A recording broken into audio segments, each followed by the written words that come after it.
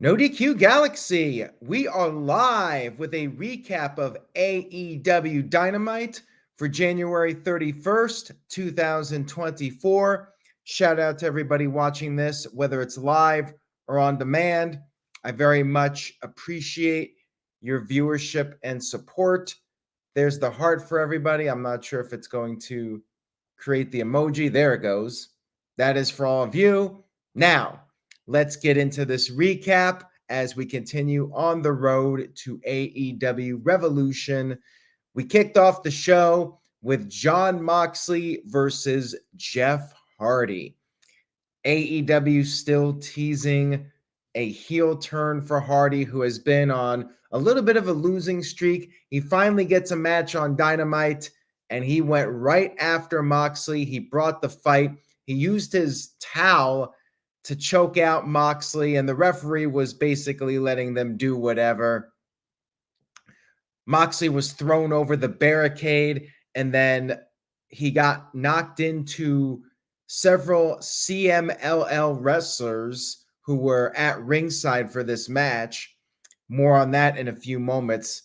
Moxley flipped them off, got back in the match with Jeff Hardy.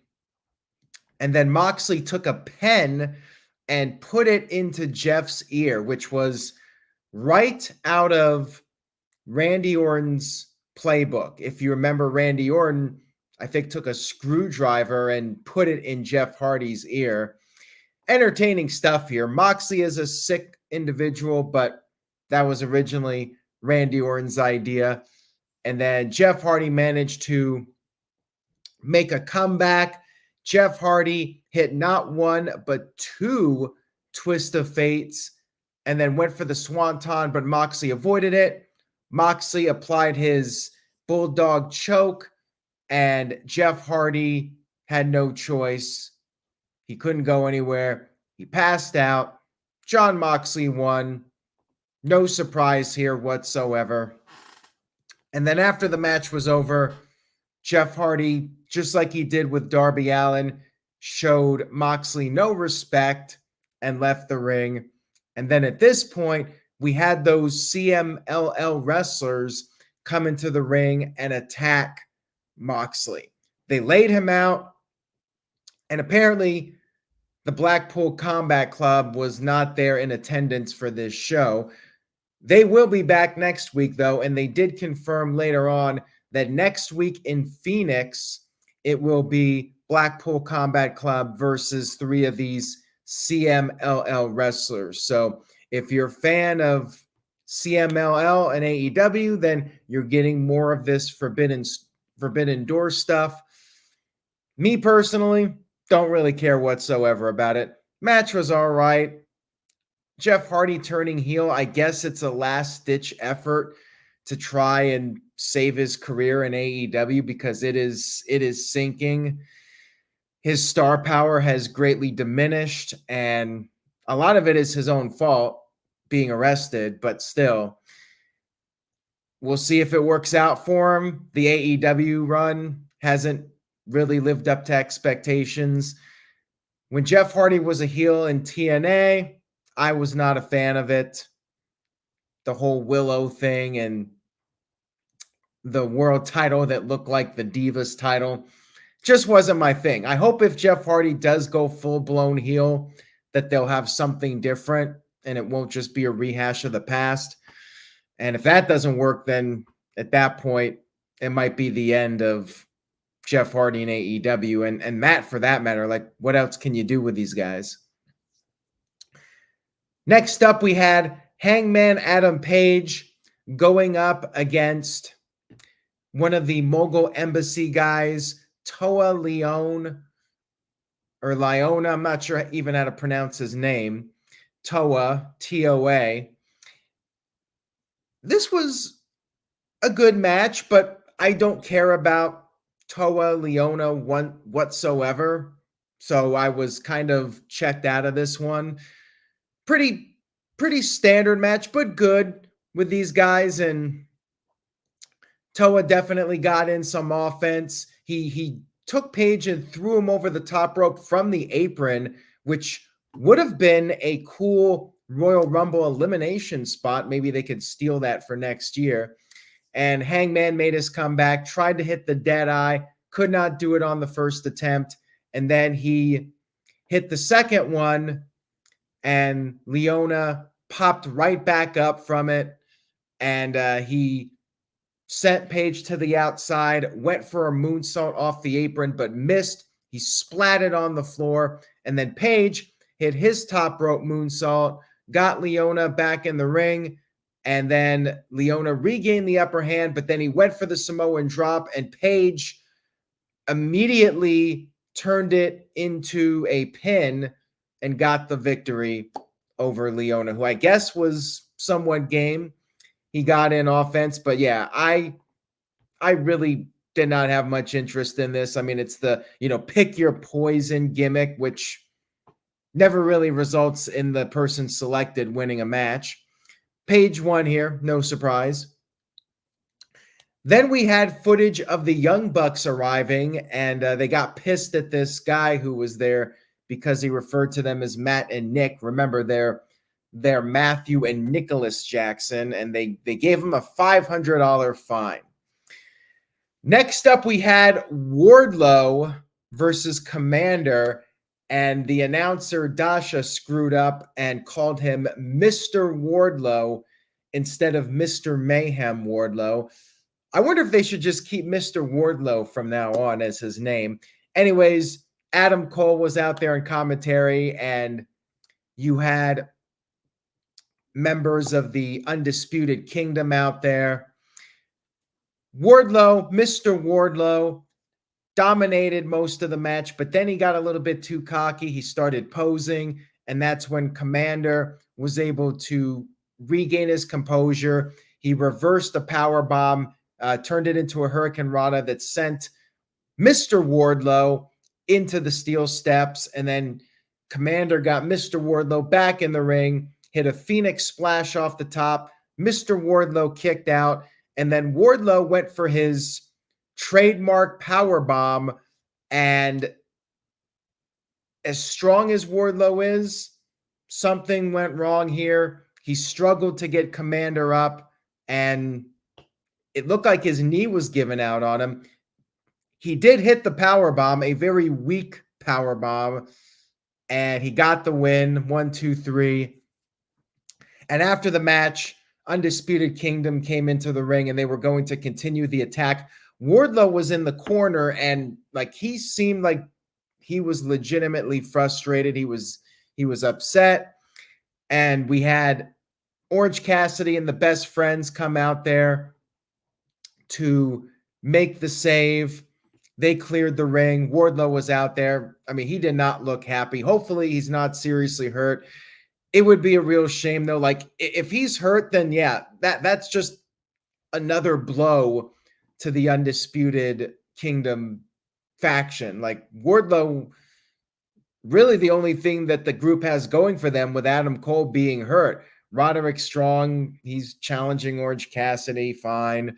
You got Matt Taven and Mike Bennett. They mean nothing. So, the group kind of has no momentum, and Wardlow being hurt would just make things a lot worse than they already are. Wardlow was the one thing that they had potential-wise. He could have challenged Samoa Joe. They could have built him up again as a badass. And yeah, hopefully he's all right.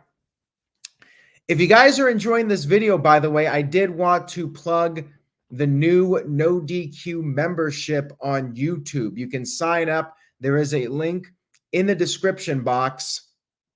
I already have an exclusive members-only video, No DQ&A video, exclusive if you're a member of the No DQ Galaxy on YouTube. So again, if you go over and click the link, you can join and become an official member of the No DQ Galaxy YouTube channel and get exclusive content. I plan on doing more Q&A videos on there. And if you're a member, you can send me questions, 10, 15, 20 questions. Send me questions, and I will make an entire Q&A video with just your questions exclusively.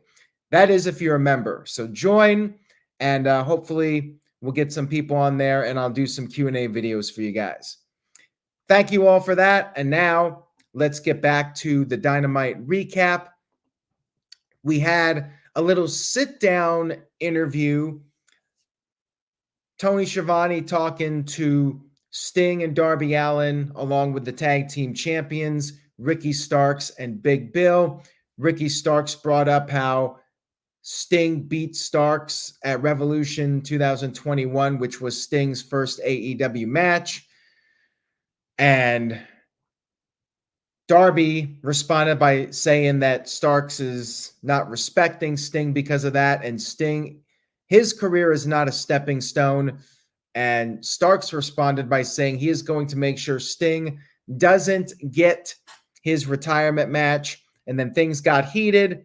Ricky was daring Darby to hit him, and Sting held off Darby and said next week they're both going to get a chance to hit Ricky Starks when the tag team titles are on the line. Basic little segment here to set up next week.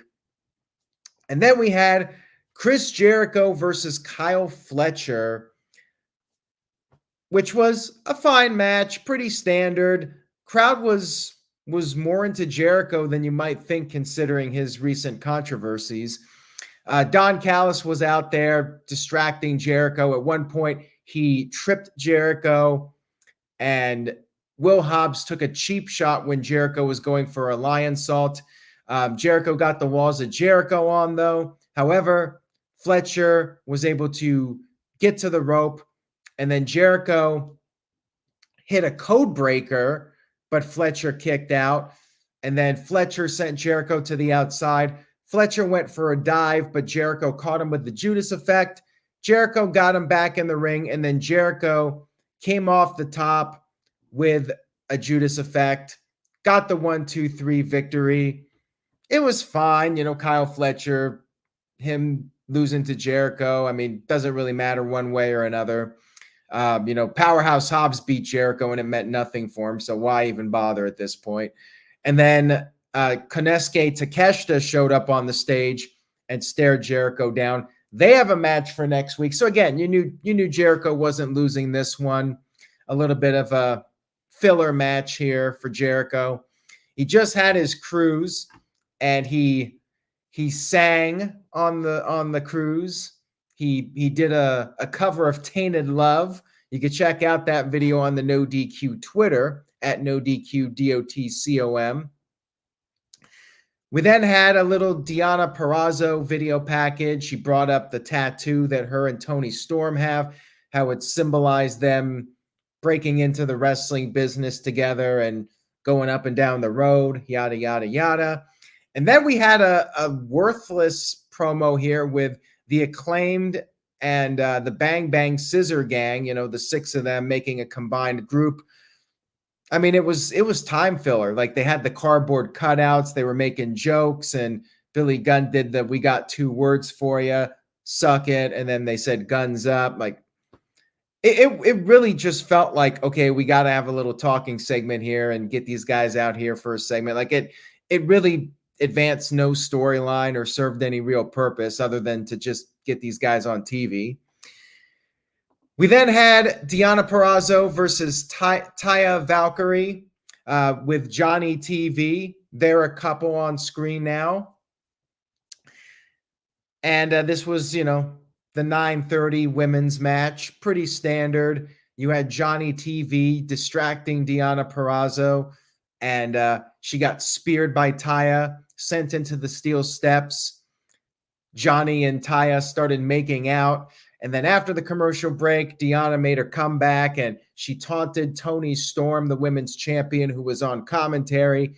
She threw Taya into Toni Storm, got Taya back in the ring, and used Taya's own flexibility against her to apply this very unique-looking submission that had Taya's legs all stretched out. And sure enough, Deonna picked up the win. No surprise here. Production actually missed the tap out. Like, they were focused on Toni Storm and they missed the actual tap out. Match was okay, but, Standard.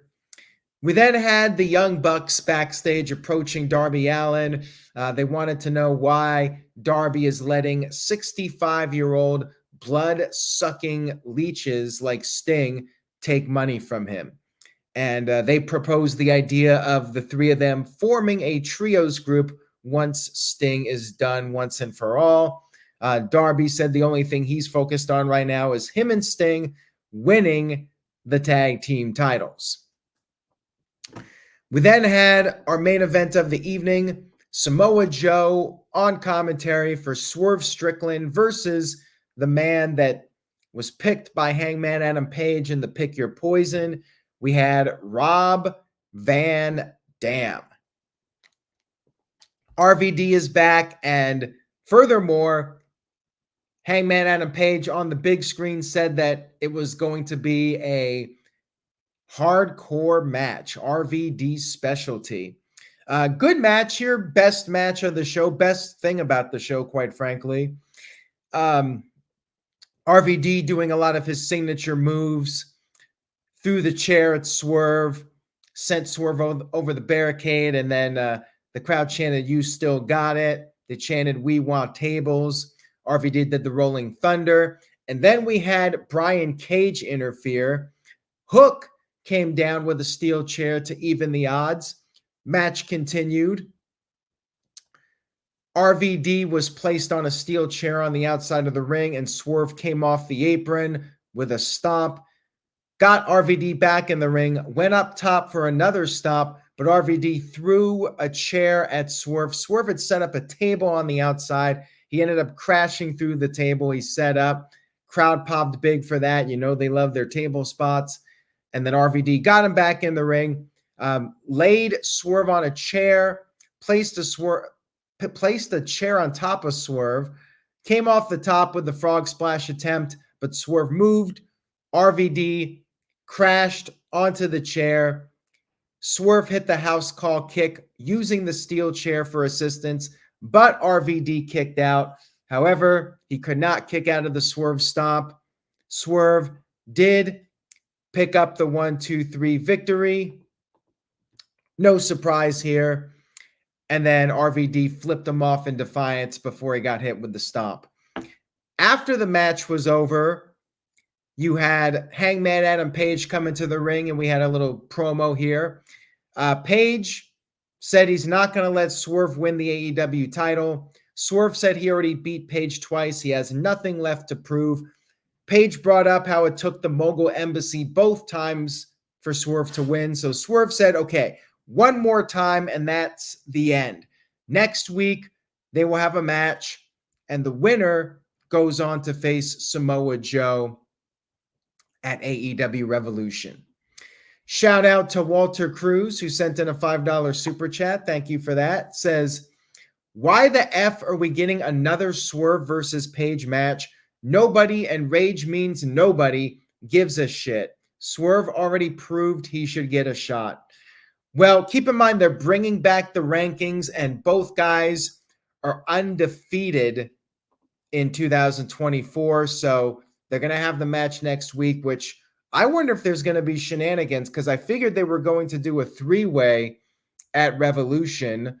Maybe not. Maybe Swerve beats Page 3 times. But then if Page wins, it's still 2-1.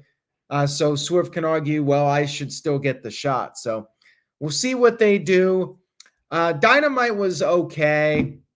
I mean, they really built up next week. Next week, things should start to pick up as we get into Revolution. We got Swerve versus Page 3. We got the tag team titles match. We got Jericho versus Takeshita.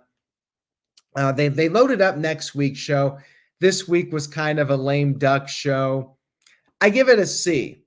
It was all right. Pretty low on the totem pole for Dynamite episodes. And, I forgot to mention, next week, Tony Khan has a big announcement. They really want those ratings for next week because they are hyping up. They're bringing back the Tony Khan big announcement. So what do I think it is? My guess is it's either the signing of Okada or Mercedes Moné. One of those two. I think would justify a big announcement. And they're going to hype it up for Revolution or something like that. So either Okada or Mercedes Moné, I suspect, will be the announcement for next week. Show was all right. Thank you all for tuning in. And again, if you like the content on No DQ, please consider becoming a member of the No DQ Galaxy on YouTube. Click on the join button or the link in the description. You can get immediate access to an exclusive Q&A video, and I do plan on making more. And if you are a member, you can send me questions, and I will dedicate an entire Q&A video to your questions if you're a member. So check that out. Stay tuned to NoDQ.com for the very latest. Say yes to NoDQ.com, and I will see you all next time.